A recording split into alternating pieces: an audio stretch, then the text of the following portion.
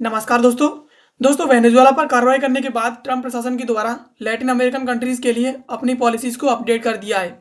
और अब ट्रंप प्रशासन वेनेजुएला के बाद अब जो है मैक्सिको, कोलंबिया एंड क्यूबा, इन तीनों देशों को अलग अलग तरीके से टारगेट कर रहा है और इन्हें अलग अलग तरीके से इन्हें धमकियां दे रहा है।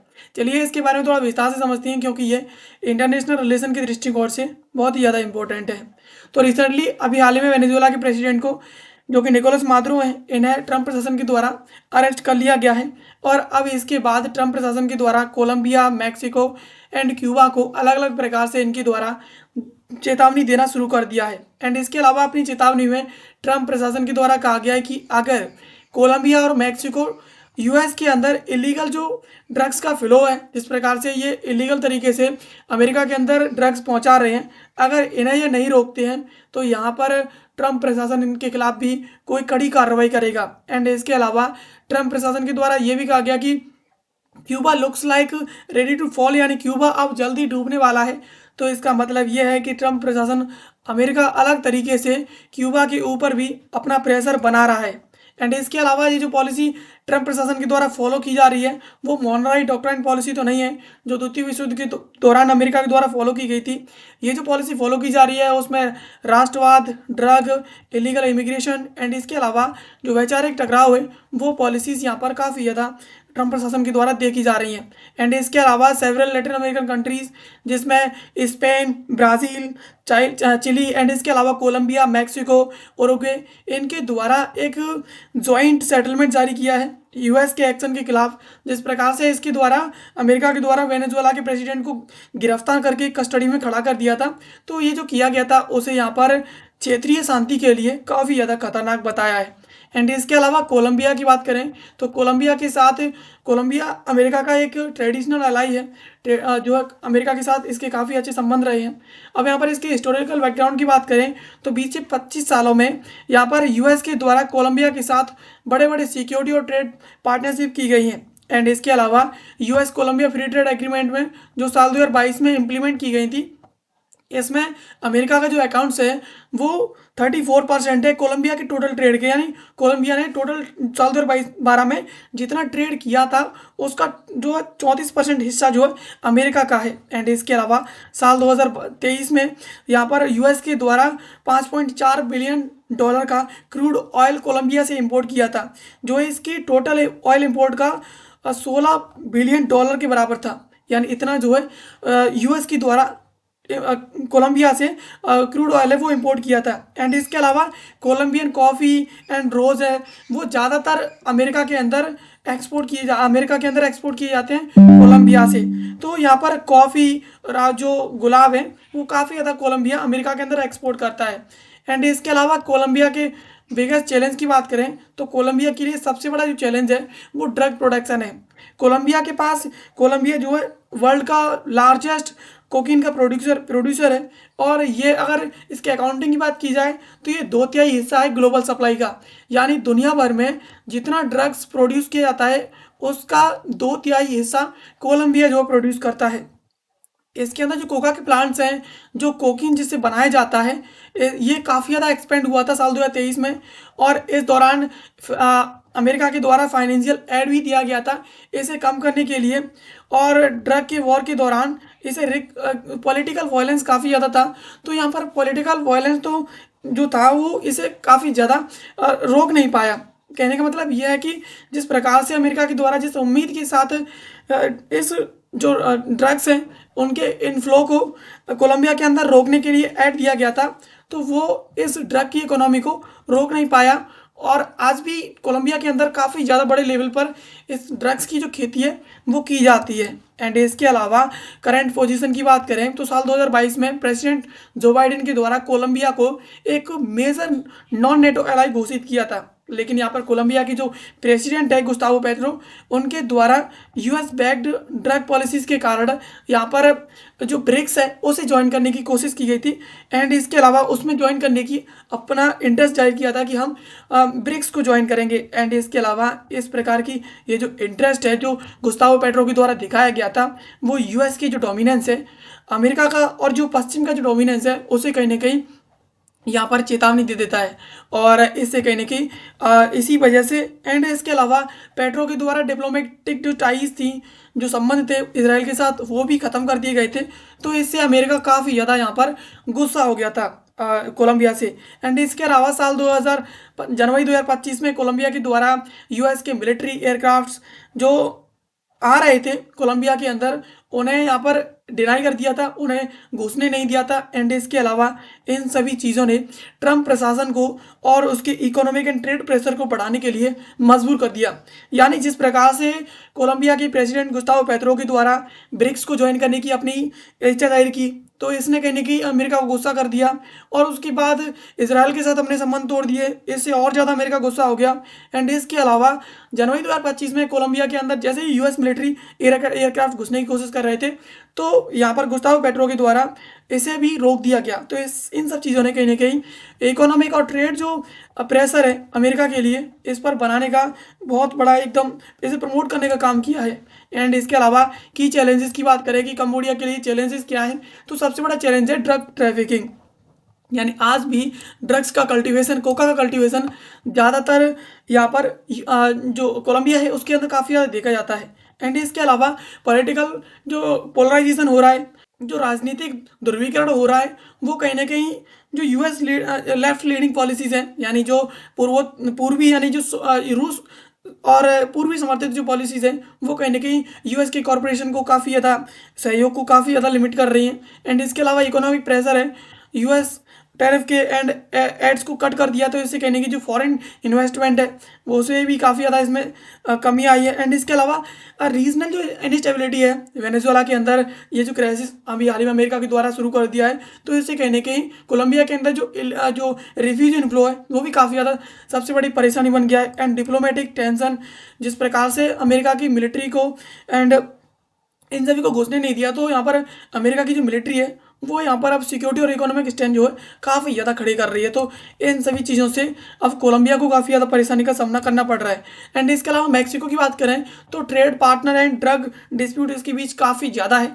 एंड यहाँ पर इकोनॉमिक पार्टनरशिप साल 2023 में की गई थी यूएस मैक्सिको ट्रेड, और इन दोनों की जो ट्रेड थी वो $798.9 बिलियन तक पहुँच गई थी। एंड इससे कहीं ना कहीं इन दोनों के बीच अमेरिका का मैक्सिको सबसे बड़ा जो है ट्रेड पार्टनर बन गया था। एंड इसके अलावा यूएसएमसीए एग्रीमेंट यानी United state Mexico Canada agreement जो हुआ था, उससे कहीं ना कहीं साल 2020 में उसने कहीं ना कहीं इकोनॉमिक जो टाइज है दोनों के बीच उसे काफ़ी ज़्यादा मजबूत किया था। एंड इसके अलावा बॉर्डर और ड्रग जो डिस्प्यूट है वो अभी भी मैक्सिको और अमेरिका के बीच काफ़ी ज़्यादा है। दोनों देशों के बीच 3145 किलोमीटर लंबी जो है बॉर्डर लाइन अमेरिका और मैक्सिको दोनों एक दूसरे के साथ साझा करते हैं। और यहाँ पर इलीगल माइग्रेशन और ड्रग ट्रैफिकिंग की जो समस्या है वो काफ़ी ज़्यादा है। यानी इलीगल जो है ड्रग्स अमेरिका के अंदर भेजे जाते हैं इन्हीं बॉर्डर लाइन के थ्रू। एंड इलीगल जो माइग्रेशन है यहाँ से काफ़ी ज़्यादा मात्रा में माइग्रेट जो है वो काफ़ी ज़्यादा अमेरिका के अंदर जाते हैं। एंड इसके अलावा जो फेंटेनिल है उसका मैक्सिको सबसे बड़ा सप्लायर है, तो इसी वजह से कहीं ना कहीं फेंटेनिल की ज़्यादा ओवरडोज लेने के कारण अमेरिका के अंदर काफ़ी ज़्यादा जो मृत्यु हो रही है, लोगों की मौत हो रही है। तो इन सभी चीज़ों से अमेरिका काफ़ी ज़्यादा परेशान है, और इसी वजह से ट्रंप प्रशासन के द्वारा नेशनल सिक्योरिटी इशू बताते हुए इस पर काफ़ी ज़्यादा टैरिफ अमेरिका जो मैक्सिको है उसके ऊपर टैरिफ काफ़ी ज़्यादा और प्रतिबंध लगा दिए हैं। एंड इसके अलावा ट्रंप स्टैंस की बात करें जिसके द्वारा कंट्रोवर्सीज खड़ी कर दी गई हैं, तो ड्यूरिंग द साल 2016 के कैंपेन के दौरान यहाँ पर ट्रंप प्रशासन के द्वारा एक बॉर्डर लाइन बनाने की कोशिश की गई थी, और ये भी कहा था कि हम बॉर्डर लाइन बनाएंगे मैक्सिको और अमेरिका के बीच। एंड जैसे ही ट्रंप प्रशासन जो है अब राजनीति में आया है, तो उसके द्वारा इसे जो दोबारा से रिवाइव करने का ऑर्डर दे दिया है। एंड साल 2025 में ट्रंप प्रशासन के द्वारा प्यूनिटिव जो है टैरिफ लगाए हैं कनाडा, चाइना और मैक्सिको के ऊपर। एंड इसके अलावा लैटिन अमेरिकन जो क्रिमिनल ग्रुप्स हैं उन्हें फॉरेन टेररिस्ट ऑर्गेनाइजेशन के तौर पर उन्हें जो है घोषित कर दिया है। साल 2025 में अप्रैल 2025 में यहाँ पर ट्रंप के द्वारा प्रपोज किया गया था सेंडिंग यूएस ट्रूप्स मैक्सिको के अंदर, यानी जो सैनिक हैं उन्हें भेजने की कोशिश की गई थी ट्रंप प्रशासन के द्वारा जो ड्रग कार्टेल्स हैं उन्हें टारगेट करे। लेकिन यहाँ पर मैक्सिको जो प्रेसिडेंट है जो क्लॉडिया सेंगेबम, इनके द्वारा इसे मना कर दिया, पूरी तरीके से रिजेक्ट कर दिया ट्रंप का ये प्रपोजल। तो इन सब चीज़ों से यहाँ पर ट्रंप प्रशासन काफ़ी ज़्यादा गुस्से में आ गया है। एंड इसके अलावा क्यूबा की बात करें तो क्यूबा के साथ अमेरिका का जो हिस्ट्री है वो पहले से ही काफ़ी ज़्यादा कॉन्फ्लिक्टेड रहा है।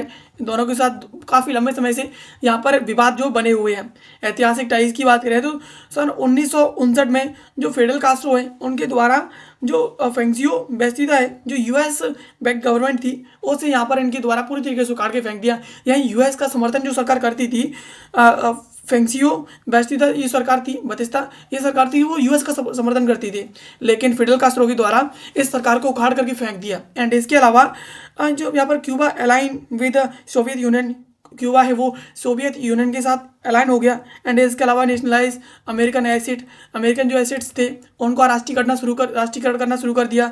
एंड यूएस के जो इम्पोर्ट्स थे उन्हें रिजेक्ट कर दिया, पूरी तरीके से प्रतिबंधित कर दिया। एंड इसके अलावा US responded with economic sanctions, travel ban and diplomatic isolation है वो अमेरिका के द्वारा इसके ऊपर लगाना शुरू कर दिए। यानी इसके ऊपर ट्रैवल बैन लगा दिया, यात्रा प्रतिबंध लगा दिए, डिप्लोमेटिक आइसोलेशन लगा दिए, इकोनॉमिक संसेक्शन आर्थिक रूप से प्रतिबंध काफ़ी ज़्यादा क्यूबा के ऊपर अमेरिका के द्वारा लगाना शुरू कर दिए। एंड इसके अलावा कोल्ड वॉर संसेक्शन एरा की बात करें, यानी जो शीतकाल था, एंड इसके अलावा कोल्ड वॉर चल रहा था उस दौरान, एंड जो प्रतिबंध लगाए जा रहे थे उस दौरान, तो बे ऑफ जो पिग्स एवेशन है वो वहाँ पर पूरी तरीके से फेल हो गया था। तो उस दौरान यहाँ पर क्यूबा जो है काफ़ी ज़्यादा सोवियत यूनियन के क्लोज आ चुका था। एंड इसके अलावा 1982 में under the president Ronald Reagan के द्वारा यहाँ पर क्यूबा को एक स्टेट स्पॉन्सर्ड टेररिज्म के तौर पर घोषित कर दिया था पूरी तरीके से। तो इस जो है जिस प्रकार से इसे घोषित किया था, तो उसने कहीं ना कहीं 35% क्यूबा की जीडीपी है उसे डिक्लाइन कर दिया था। 35% ये काफ़ी ज़्यादा गिर गई थी।